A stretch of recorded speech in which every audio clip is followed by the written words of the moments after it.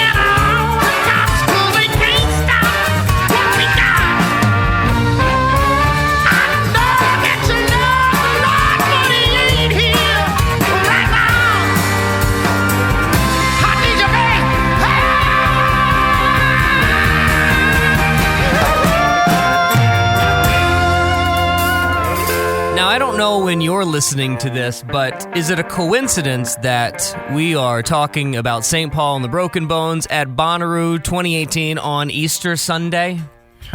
Pretty appropriate that we chose St. Paul and the Broken Bones for Easter Sunday That's service. Right. Yeah. Serendipity. Yes, it is indeed. Welcome to the What Podcast, a Bonnaroo podcast for Bonnaroovians by Bonnaroovians, we being the Bonnaroovians. That's Barry Corder from the Chattanooga Times Free Press. I'm Brad Steiner from Hits 96 Radio in Chattanooga, Tennessee. Welcome to maybe my favorite moment of my entire professional career. Ah, wow. I loved this so much. Yeah, when we started talking to him, as you guys will hear when we start rolling the tape, I thought I was going to have to separate Brad and Paul, even though it was over the phone. Yeah. It was a little fanboyish. I was tongue kissing the microphone. I love St. Paul and the Broken Bones so much, as you will hear. But the reason I love this so much is I had a conversation with a campmate of ours. We were talking. If you know anything about our camp is called Camp Nut Butter. We've had the same dozen people camp with us for a long, long time. And one of our campmates, the guy that did all the graphics for the What Podcast, his name's Nick Turner. Me and him almost share a brain when it comes musically. We could not be more tied to each other. He calls me up out of the blue the other day and he says, man, he talked to me, man, I was just having this conversation, man. He was talking about how around the office, they were saying, I wonder who's the most genuine, loving artist that's out there today. Who's just a genuine good dude. And he said, you know what I thought about, man? I bet Paul Janeway's a really great dude. And I told him, I was like, man, I just got off the phone with him. Yeah. There is there's no pretense with him. No. He's not faking it. He is legit maybe the nicest man I have ever talked to. He's awfully nice, and I only because I mentioned it when I talked to him. That just for people who don't know, I'm the entertainment writer here for the Times Free Press, so I've done many, many interviews over a lot of years. Derek Trucks and Susan Tedeschi are sincerely nice, normal people, as is Warren Haynes. But you're right. Paul, as you guys will hear in this interview, was so much fun, so funny, and just so genuine. And I've talked to him now 3 or 4 times, again, because of the job, and he's always been that way. Really? Yeah, the first time we spoke, he was just sort of taken off, and he was just completely humbled and surprised that people were showing up buying tickets, and I think you hear that a little bit in our conversation with him. But he's obviously, from touring with the Stones to being on the David Letterman show, one of the greatest moments, so we talk about that. But just a super, super nice guy and so much fun to see. This is going to be a little different of a episode. We're going to break this up into 2 parts because he was so kind and generous with his time. He talked to us for like 48 minutes. Yeah. And mainly because I think that it's just so good. I don't really want to edit much of it. I just want to play it. So we thought the best idea was to break it up into 2 parts. The first part being today, and the next week we'll do part 2. Part 2, we'll explain what he says at the end of the podcast, because he gets into some breaking news in next week's podcast, and I hope he doesn't break it before we do, because if we wait a week, we might blow it. That's true. That's true. But the reason why we want to talk to Paul today is because not only do we love him, and not only love the band, but this is a great Bonnaroo story. Yeah. He is an absolute great Bonnaroo story because he, like Trevor from Moon Taxi, loved this festival so much, and it's meant so much to him. And playing the festival was a moment for him that he never thought that he would actually get. Yeah, and you and I were both there. I remember that moment very clearly of them performing in that tent. It was this tent, an afternoon show. The crowd was Thursday evening. It was so hot. So hot, but you could just see on his face this was a moment for him. He has some great stories that you guys are going to hear. I can't wait. I haven't laughed that hard in an interview in a long time. We asked you a few weeks ago for your Bonnaroo stories. This might be the best Bonnaroo story I've ever heard. If anyone out there can top his, I'm not sure that I want to hear it. All right, let's do it. Paul Janeway from St. Paul and the Broken Bones. This week's featured guest on the What Podcast, a Bonnaroo podcast for Bonnaroovians by Bonnaroovians. Let's do it. Paul, how are you, sir? I'm good. How you doing? I'm doing so great. It is such an honor to talk to you. I could not be a bigger fan of yours. Meeting you even at Bonnaroo years and years ago, your very first ever Bonnaroo, I was like a kid in a candy store, and I just remember everybody on my Instagram when I took the photo with you back there in the media compound. They all said 2 things. It was A, who is that? And B, why is he holding a jar of honey? And I said, just wait. Just wait until you find out about St. Paul and the Broken Bones. And that then turned into me following you guys around and seeing you guys 12 times in a year. 12 times in a year. Wow. I couldn't be a bigger fan. I love you guys a lot. Oh, good. Well, that's good to hear. Hi, Paul. Barry Corder here as well. I'm a big fan, but I'm going to have to try to keep Brad at bay here. I'm fanboying for a second. Allow me to fanboy. Hey, I'd rather be talking to someone that's a fan of ours than like, who the hell are these guys? Right. Absolutely. Well, I'll tell you, the first time I was walking off the stage at Bonnaroo 3 years ago, and Billy Joel was walking onto the stage. And I don't know, there was a whole line of us walking off the stage, and Billy Joel was by himself as he walked up onto the stage. And I said, oh my God, there's Billy Joel. And I stopped dead in my tracks, and I looked at him, I said, Billy Joel, great work. That's all I got. I then realized at that moment I had nothing to say to Billy Joel. I had absolutely no material because I'm not that big of a fan. But I could talk to Paul Janeway all day if I could. Yeah. Oh, good. Yeah, well, I've had that problem too because I didn't grow up with a lot of music, and I've talked to people and been like, hey, yeah. You. I got to imagine you. Did you grow up with music that you could even maybe meet the artist? Because I feel as though you and Not really. Exactly. I feel like you and I have a kindred spirit because my selection at home is 60s soul. Whether it be Otis Clay or Otis Redding or Syl Johnson, those are the guys I listen to, and those guys ain't playing Bonnaroo very often. No, it is weird because the good thing is like though when I get to meet like Booker T and Steve Cropper and those guys, that's when I'm like a kid in the candy store. Who have you met that you fanboyed over? Actually, it's the most starstruck I've ever been. I'm actually a huge professional wrestling fan. Okay, and I sat next to Jerry the King Lawler. Jerry Lawler, who is a that's Memphis awesome. legend, and I could not talk to him. My wife started crying, laughing.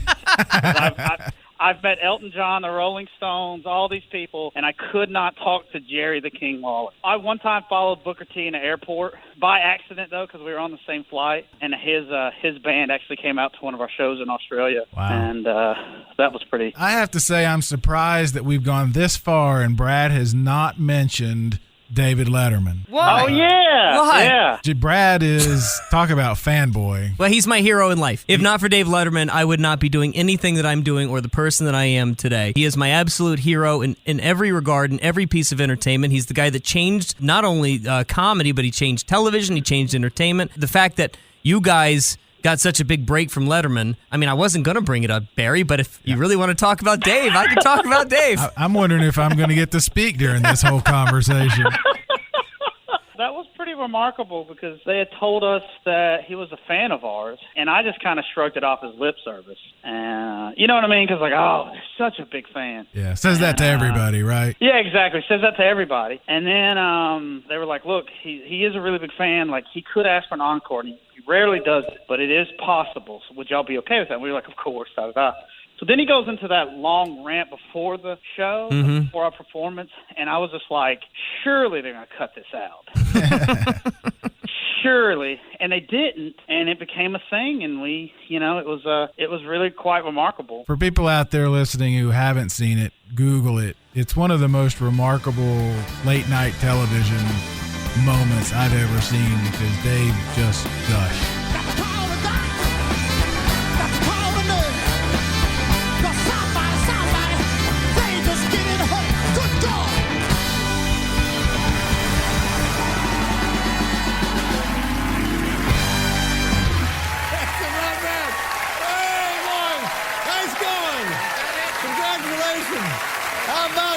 Was that what you were talking about? Yeah. A little more. One more time. Just a little more. There we go. Yeah. There we go. Give a little bit more. I got to see all out moving now.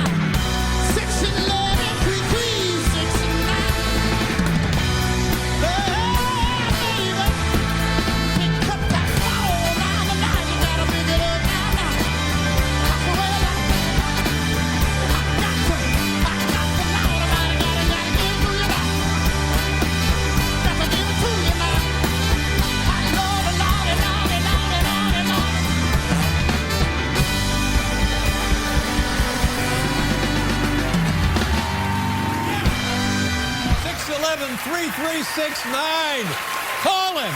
For the love of God, ladies and gentlemen, St. Paul and the Broken I Bone. went 20 some odd years without missing an episode of Dave. I watched him every single night for 20 some odd years. It's a real sickness he has. I know, it's pretty crazy. But I'll tell you, the only time I ever remember him doing something like that was back in the late night days with James Brown. Yeah. When James Brown did late night, that was the only time I remember him saying to somebody, "I need you to keep going. Do it again. Keep going." It was one of those things where our career was doing pretty good. I mean, but the record cycle, as you know, was kind of winding down. And we were like, okay, we were getting ready to start to write the next record. Mm-hmm. And then that happened, and it took us another level. And we were like, it changed. It did. It changed our career. There's something about, and I hope that I can talk to you maybe as somebody who maybe is a little out of body experience with you for a second, but it's like Paul on stage is a different human being. And it's ironic that you are such a fan of pro wrestling because it is almost like a character that you're doing on stage that is just infectious. Yeah. I mean, it's when you hit the zone, you know what I mean? Like,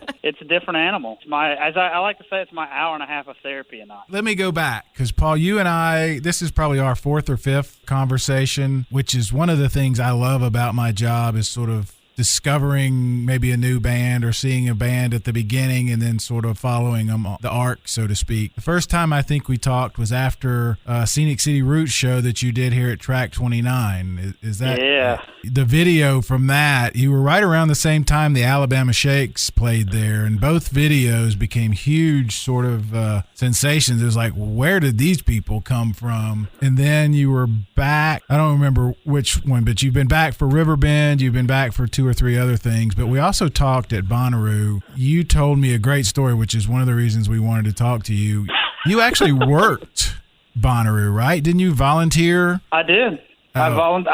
I had actually, the first time I went, slept in my car. I was working at a tanning bed. What? No joke. I'm the most untanned person on the planet.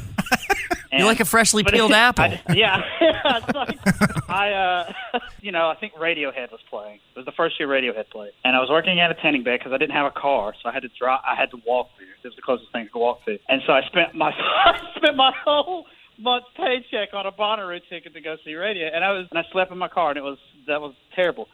So the year that Jay-Z and Stevie Wonder played. God, that was my favorite year of Bonnaroo history, man. Yeah, I couldn't afford a ticket. And, the whole thing that they dangle is like, hey, you can work security. Yeah. We'll pay you, like, minimum wage. But guess what? You do a 12-hour shift, and then you get 12 hours off.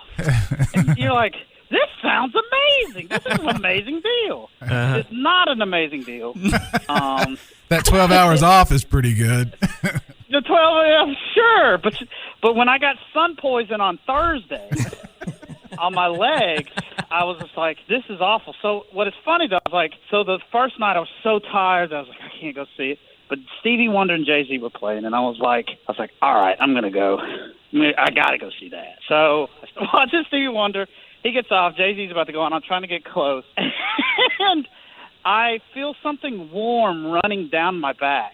And I turn around, and there was a giant man who was on some sort of drugs peeing on my back. Oh, my God. I am not kidding. Oh, my God. I am not kidding. And I turn around, and I was like, what's going on right now? And what has my life come to? And then I turn back around, and the guy's already, shot out. And I was just like, you know what? I've got sun poison. This is awful. I'm going to watch Jay-Z with pee on my back. And that's what I did. The delicate touch of Paul Janeway, when a man is peeing on him, he turns around and he says, hey, so what's going on here? Yeah. He was a giant. What was I going to do? What was your post? What did you actually have to do at Bonnaroo? What was your job? I was there. There was a VIP. With a VIP, I was at the door, or at the gate, right. And it was right. And so there was two things I had to do. Check credentials, and then also make sure that hippies did not stay in the road, because there was trucks going, 40 miles an hour back there. Yeah. And so people just like, man, just chill out. And I'm like, you're going to die. Get out of the road. That was right around the same year the guy got hit by the porta potty cleanup truck, wasn't it? That's my point. So what was so magical for me, I even get kind of emotional thinking about it, because doing that and Bonnaroo being so close to Birmingham and me, you know what I mean? Spending all my money on a Bonnaroo ticket, and then in 2014 getting to play it, it was honestly there are a few points in my life or professionally in this that I vividly remember, and that's one of them, because it felt like a dream. It felt like I remember being a patron and sitting and going, I think I sing better than they do. Then having a moment and then being on stage. I just tried to soak it in all day. Thank you so much, Bonnaroo. We are St. Paul and the Broken Bones from Birmingham, Alabama.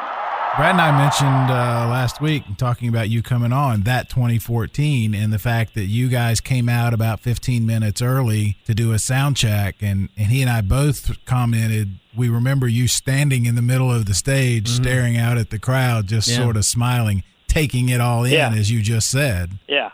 It's still to this, it's like you have a few moments in your career and in this that you go, it could stop right after this, and I would have accomplished everything I initially went out to accomplish. It was a dream. That's why, Bonnaroo will always have that special place with me. All I need is a little tender touch, and it we burn the call. Oh, baby, I heard what you said, and I know that we will be all right. You are just a tired girl, and I am just a tired boy, and we ain't gonna let it fall. But you can't let me take it down, 'cause we got to take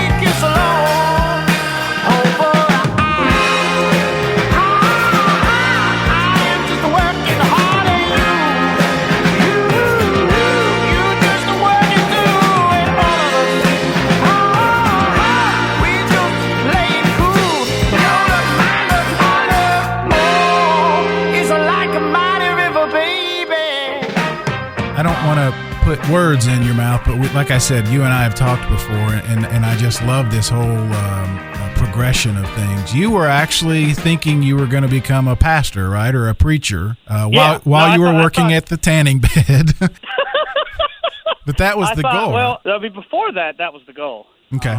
The tanning bed era is not a good time in my life. I was not doing so hot. But before that time, that's really what I wanted to be. I wanted to be a preacher. I wanted to be a pastor. Like, this whole idea of playing music for a living was not something I ever thought I was going to do. Like, this isn't, for me, doing this is not a dream that I've accomplished. It's a realization.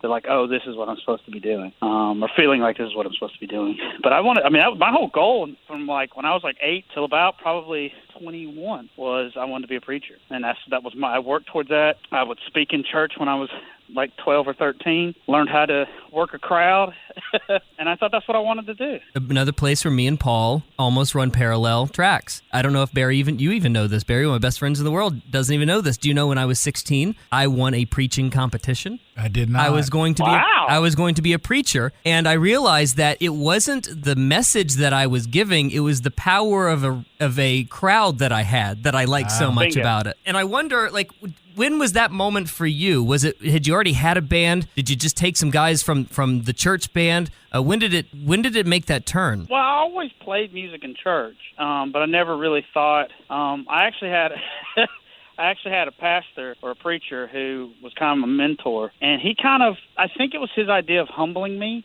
because he could tell I really was attracted to being on stage and that kind of thing. He always kind of said, hey, you're not that good of a singer, and you're not that good at this, and so it's really bizarre. I still to this day struggle with, even though I do this for a living, struggling, going, I'm not good enough.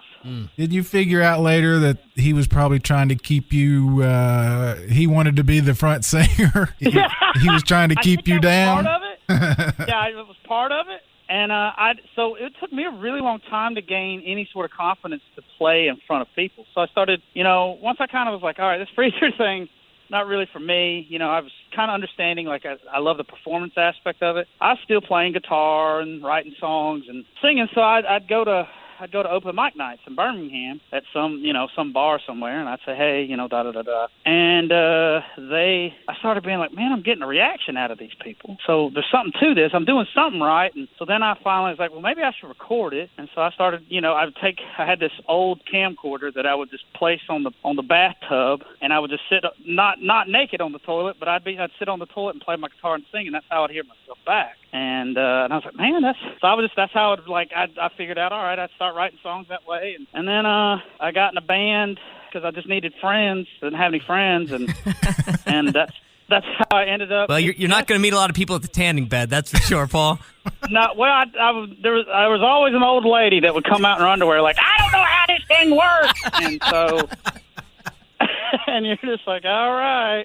And that's how I met Jesse, who's the bass player in this band. And it's been almost a decade now, and we've been best friends since then. And he really, truly is the reason this band exists, because he heard something in me that I wasn't confident enough about, and he was like, man, we got to push. And if it weren't for him, he knew everybody, and if it weren't for him, this wouldn't have happened. What good is a life with no dark? What good is a king without a cross? Oh, but I wanna feel something real.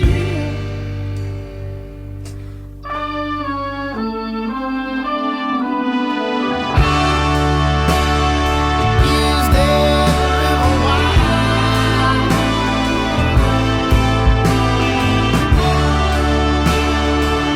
Is there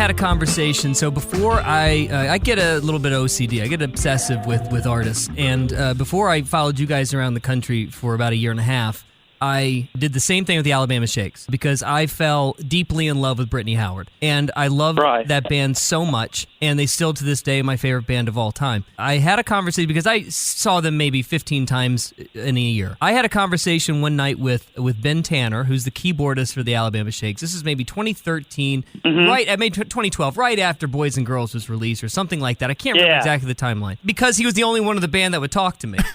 So I would just without police. Right. I was just shooting the shit with him for a little bit, and I was like, so what are you doing? What do you do when you're not doing this band thing? He's like, well, I've got this project that I'm doing right now. It might be the best thing I've ever done in my career. And I'm like, oh, cool. What is it? He's like, well, I'm producing this album for this band called St. Paul and the Broken Bones. Cool. And I said, no, okay, sure. I'll see you later. And then turns out, yeah, that's cool. you got half the city. You got half the city written. Yeah, no. I mean, it's all incestuous in Alabama. There's something that happened somewhere in 2010, 2011, 2012 with Alabama music culture, and it just blew up. It's like a band that came out of Alabama couldn't fail. Yeah, it was you guys and the Shakes and the Secret Sisters all sort of hit. Well, you had John Paul, the Civil Wars. You've had Jason Isbell, right? Yeah. Yeah, I mean, I think what's bizarre, for me, it was one of those things where this is just me personally, like, I'm a competitive person. We were working on this stuff, and then the Shakes showed up, and we were like, oh, shit. Like, this is like, yeah, all right.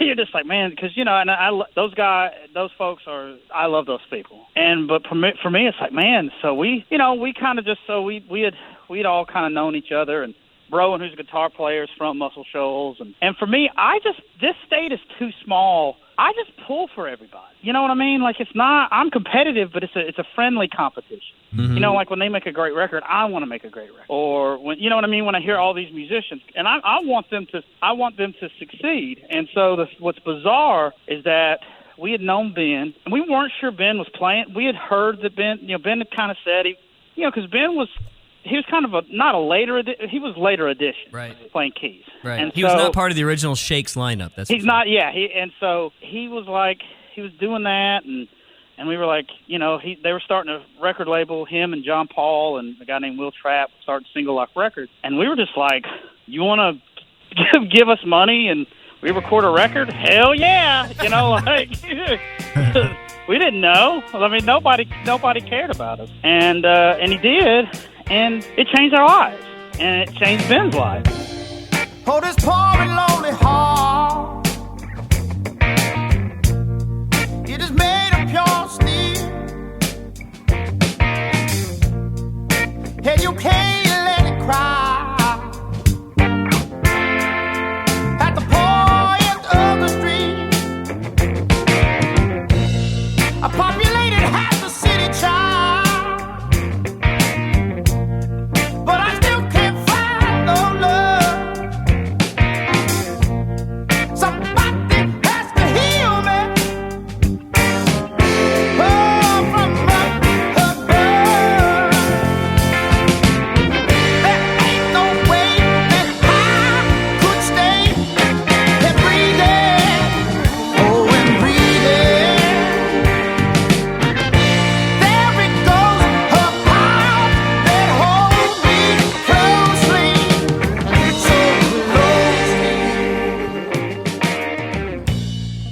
Make Some Noise. How did that process change? Because obviously you changed producers and you try to do a little bit different and try and grow as an artist. What was the change, the big change for you, at least artist wise, from one album to the next? I started making money. Oh, wow. I mean, that's one thing, and which was difficult because I was so used to making minimum wage, and for over a decade now I have money and I have people caring about what we do. I almost quit, to be honest with you, after half the city, because I was just so I didn't like having money.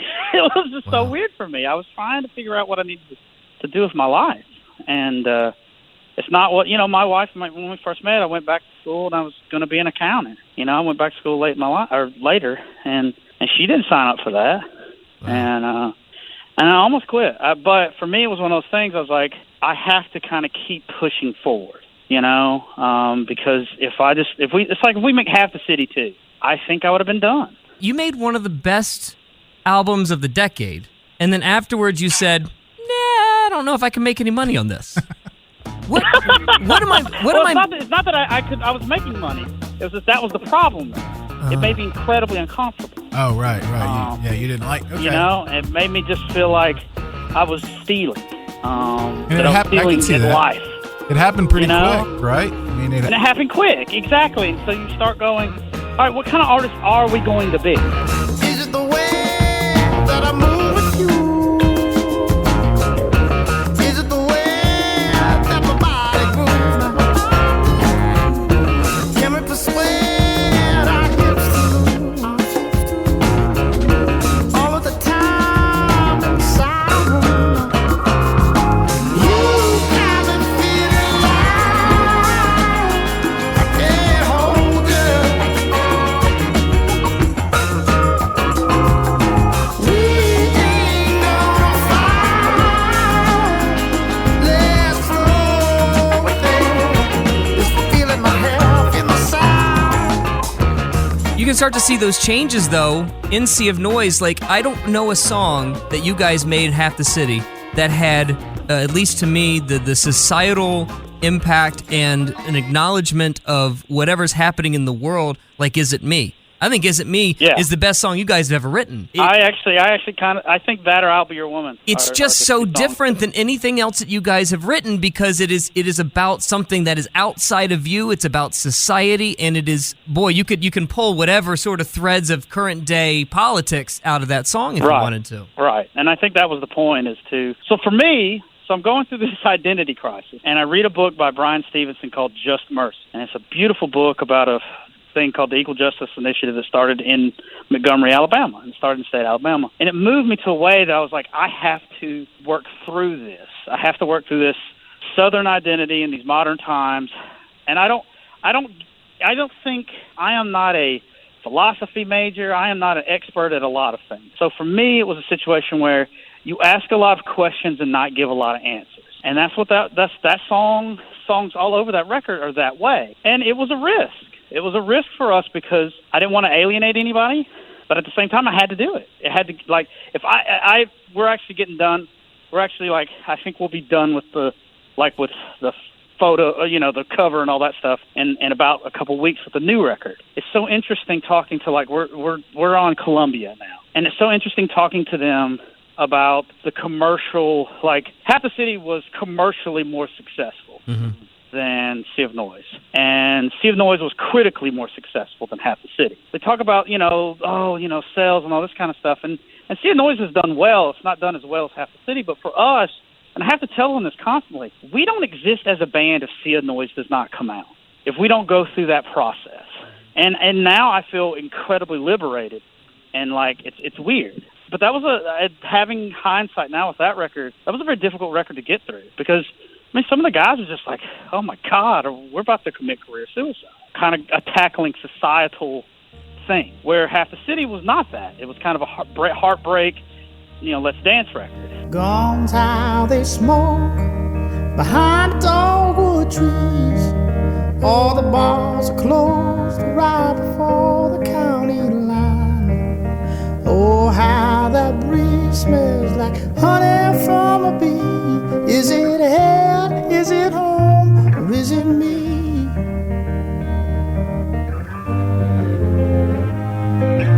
Jesus is stuck inside my TV screen, giving all the answers, but never holding me. Heaven's too far away, and I can't find no peace. Is it hell, is it home, or is it me?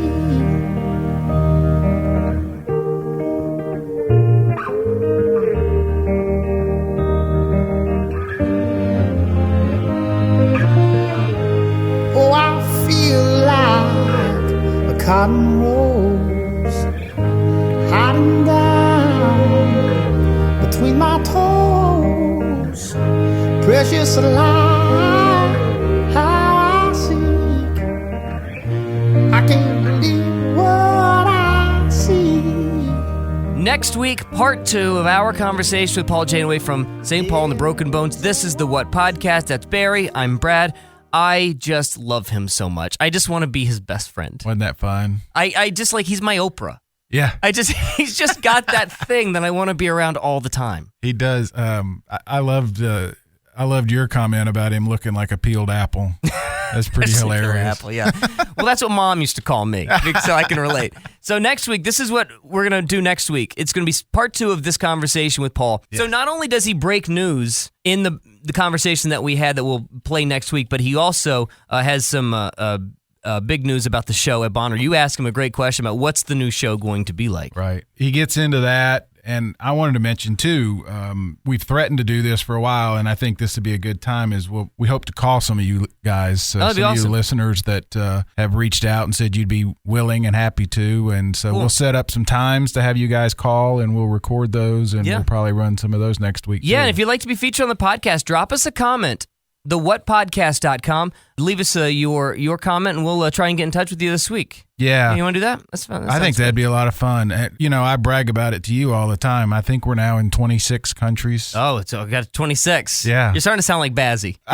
You know the numbers. I just think that's so cool. I love looking at the stats and the emails, and we didn't know where this was going to go. Honestly, it's because it's not because we don't like a pat on the back. It's because the people that interact with us, they love Bonnaroo. Yeah, and for some reason, it all ties us together. It's like being a NAM. Yeah. It's like That's right. You just know a vet just by looking in their eyes. Syndrome. Yeah, the comments are great. I mean, the one we got the other day, somebody said they don't think they'll ever again experience anything like 90,000 people singing Hey Jude. It was a great moment. Which was unbelievable. Yeah. I don't remember. I think it was Randy who said it, but absolutely. As soon as I saw that, I was like, yep. Took me right back. You speak the language. I can talk to you. I told him we woke up that next morning sitting around the camp at Camp Nut Butter and just talked about it. We literally had a guy at camp after the Paul McCartney show. He packed his stuff up and left because he said, "Plop, not more I can do here. I don't need to see anything else this weekend." Yeah. Literally just left. I'm done. And so are we. We are done as well. Give us your comments at thewhatpodcast.com. You can find Barry on Twitter. What's your Twitter handle there, Barry? Barry JC. All right. I'm at Brad Stinks. Thewhatpodcast.com or thewhat_podcast on Twitter. We'll talk to you and Paul again next week on The What. Journey through the stories that define the artists playing Bonnaroo. Who are they? What are they? What will you see? The What? Which bands this year that matter? With Brad Steiner and Barry Corder.